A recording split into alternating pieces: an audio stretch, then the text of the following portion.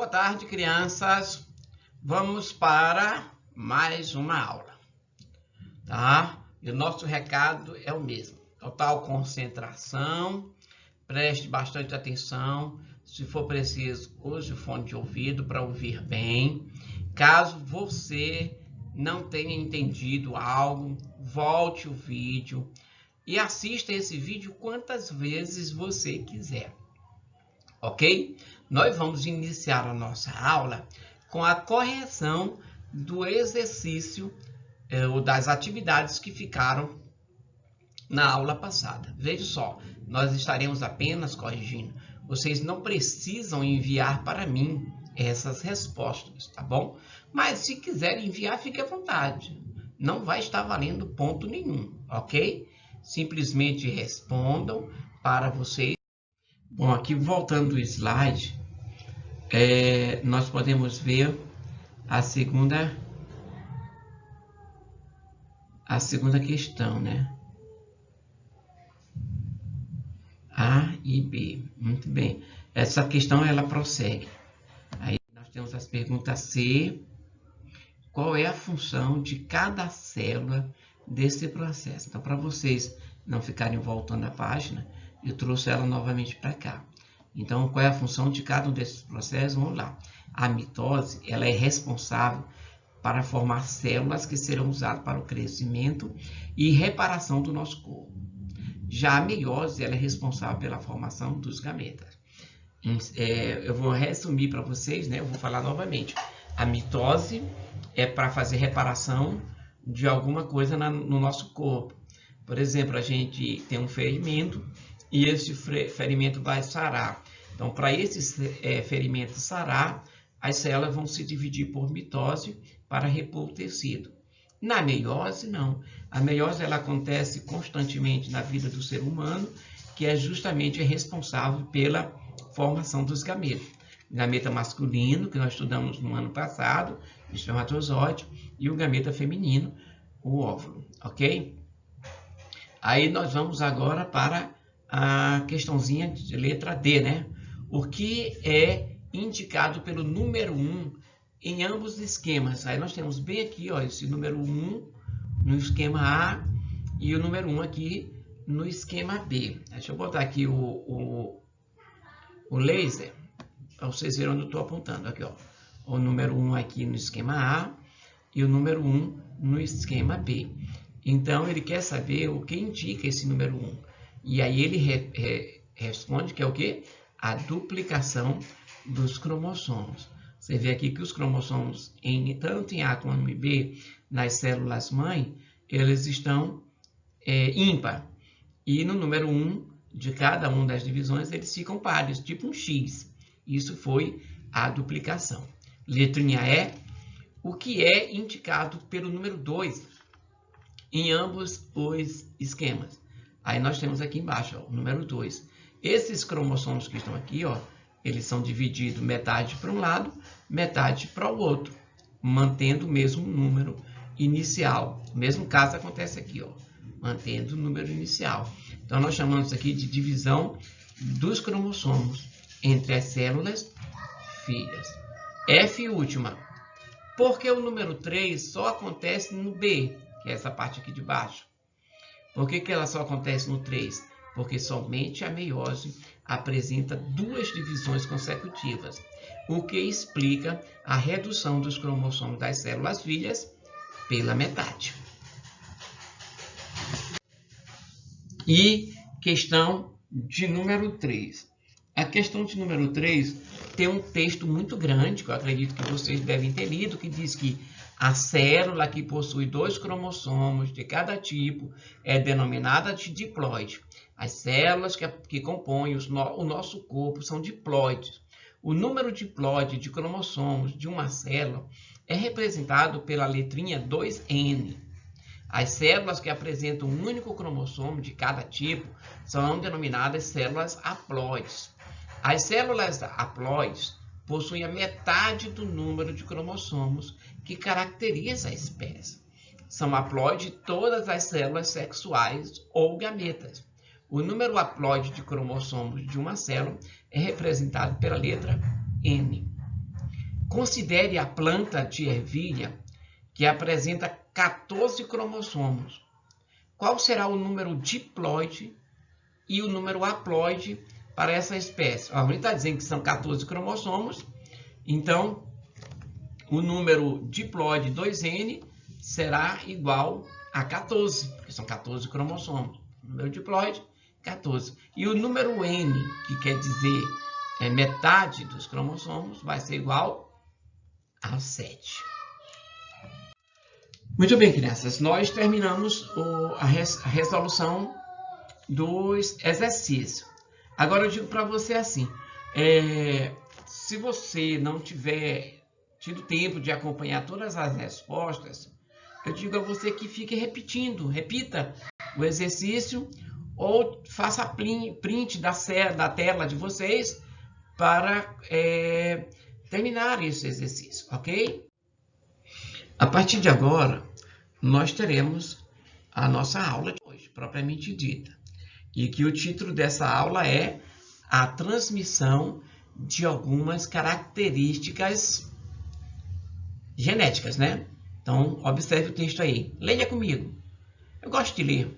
O desenvolvimento da genética e a compreensão de como o DNA funciona permitiram o avanço da biologia, da medicina e de muitas outras áreas da ciência. Conhecimentos de genética permitem estabelecer os graus de parentesco entre as divisões ou as diversas espécies de seres vivos por meio da comparação do material genético e até mesmo a investigação e resolução de crimes pela polícia científica. Como a genética permite explicar a transmissão de certas características dos progenitores para seus descendentes e prevê a possibilidade de determinada característica ser herdada, seus conhecimentos acabam sendo muito úteis no aconselhamento genético, pois permitem calcular a probabilidade de uma doença ou característica genética ser transmitida dos progenitores para os descendentes.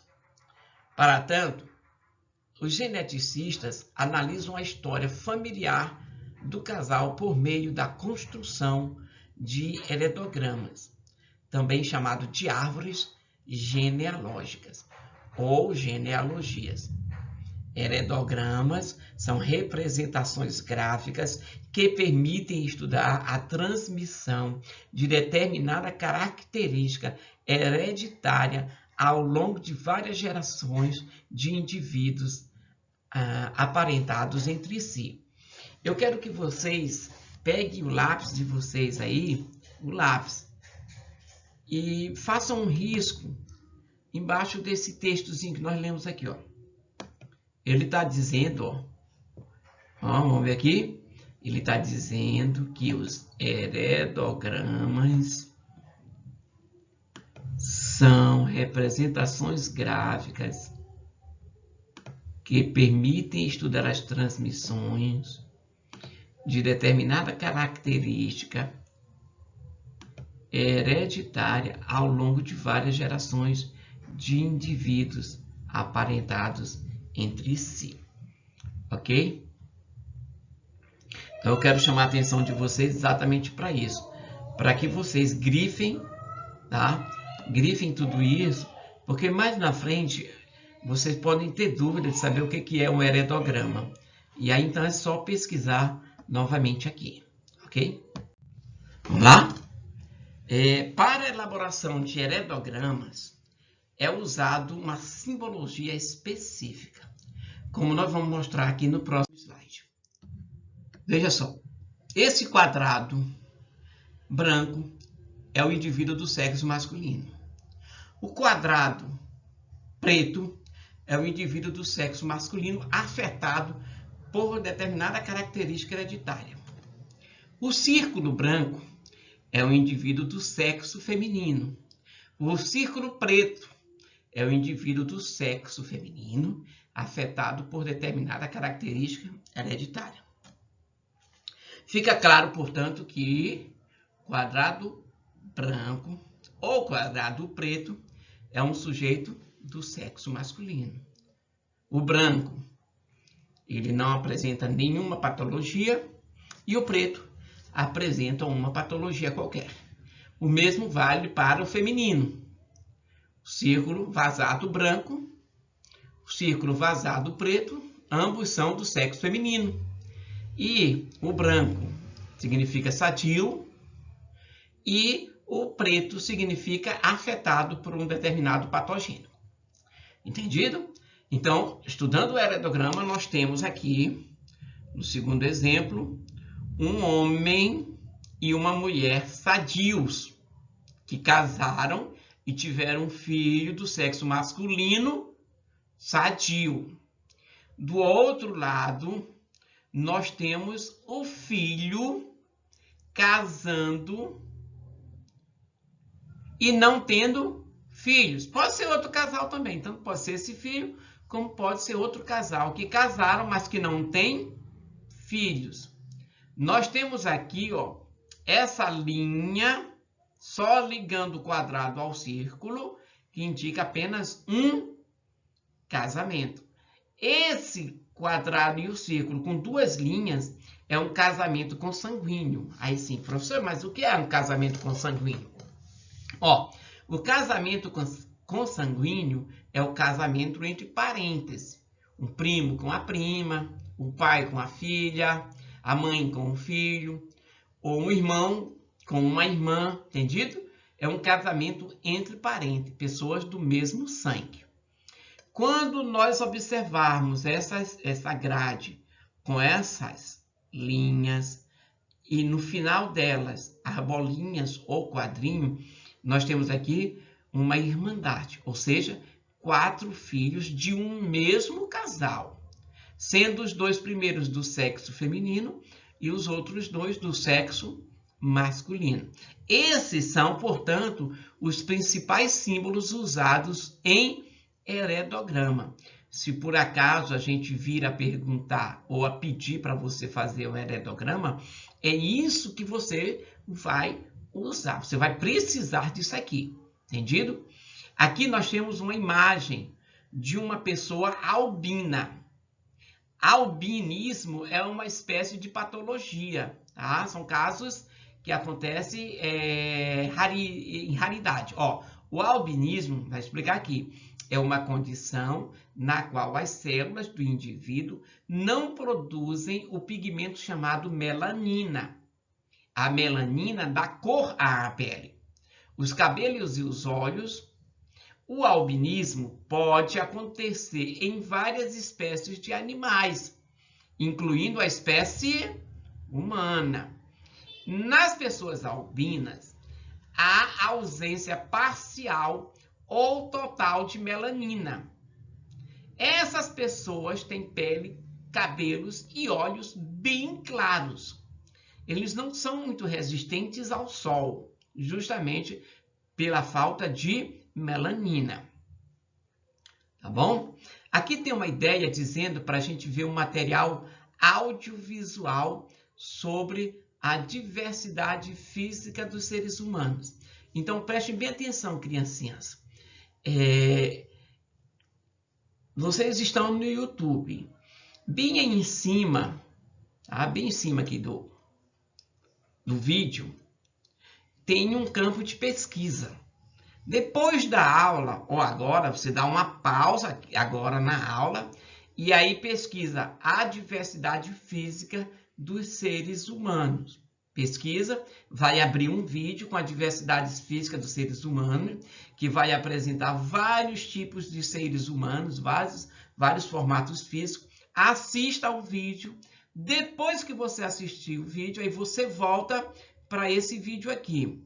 Também, se você quiser deixar fazer isso no final da aula, depois que terminar a aula, você dá uma olhada para interação, tudo bem, não tem problema nenhum, ok? Vamos falar sobre o albinismo.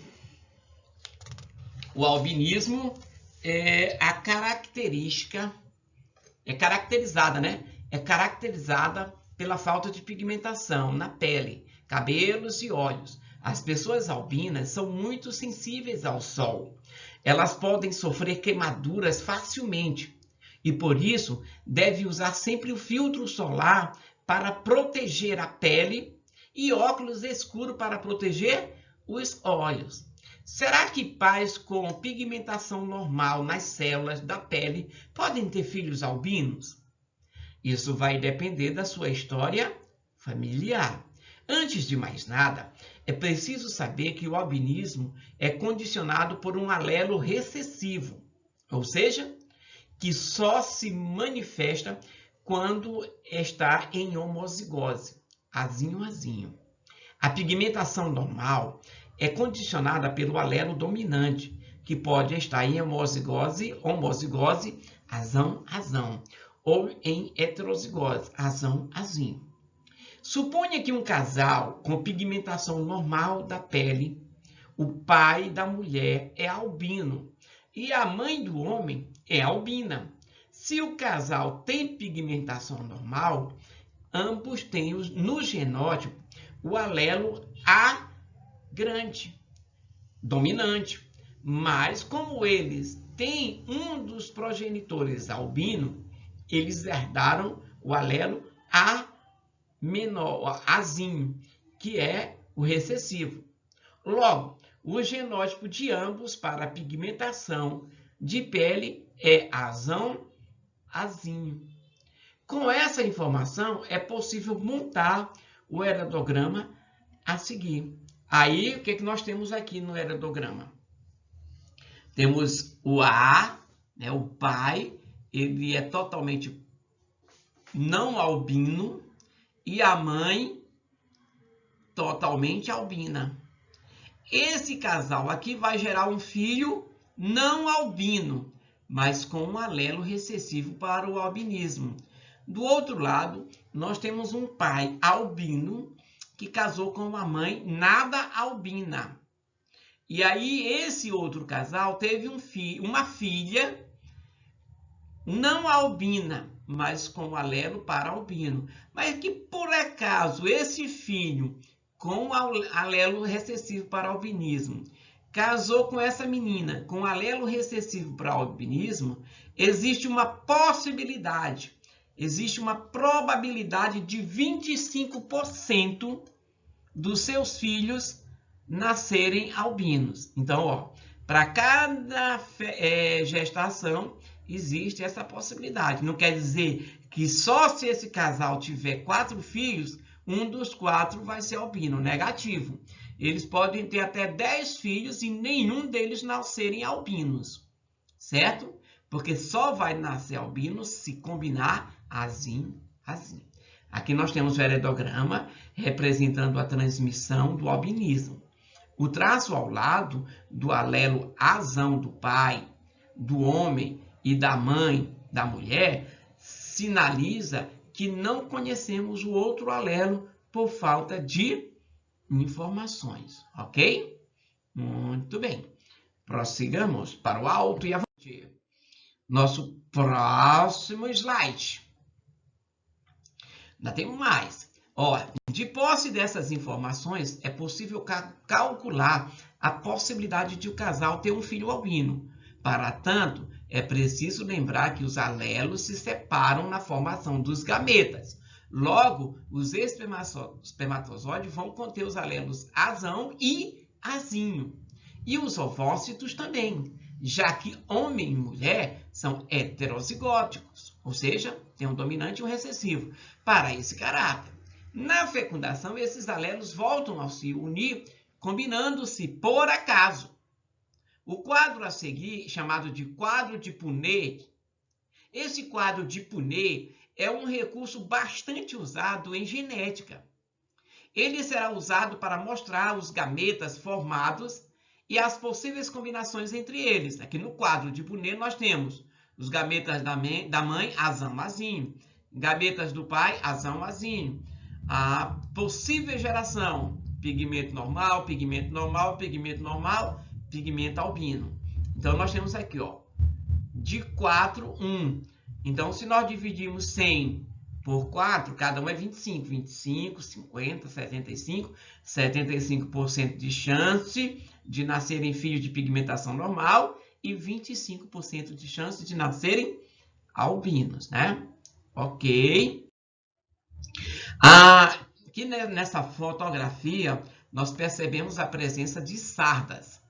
As sardas também são manchas causadas pelo aumento de concentração da melanina em certas partes do corpo. O fator preponderante para o seu aparecimento é a predisposição genética, mas a exposição ao sol também coopera para o surgimento desses fatores. Então, nós temos aqui o rosto de uma pessoa com sardas, que são pequenas manchas escuras na pele que surgem nos locais de exposição ao sol. Agora, supondo que um homem com sardas, que seja heterozigoto para esse caráter, casou-se com uma mulher também com sardas. O casal teve 2 filhos, um com sardas e outro sem sardas. Será que podemos deduzir qual é o genótipo dessas pessoas e qual é o caráter dominante, com sardas ou sem sardas? Para tanto, precisamos lembrar que um caráter recessivo só se manifesta quando está em homozigose, ou seja, com outro recessivo. Deduzimos que a condição com sardas é dominante, já que o homem é heterozigoto.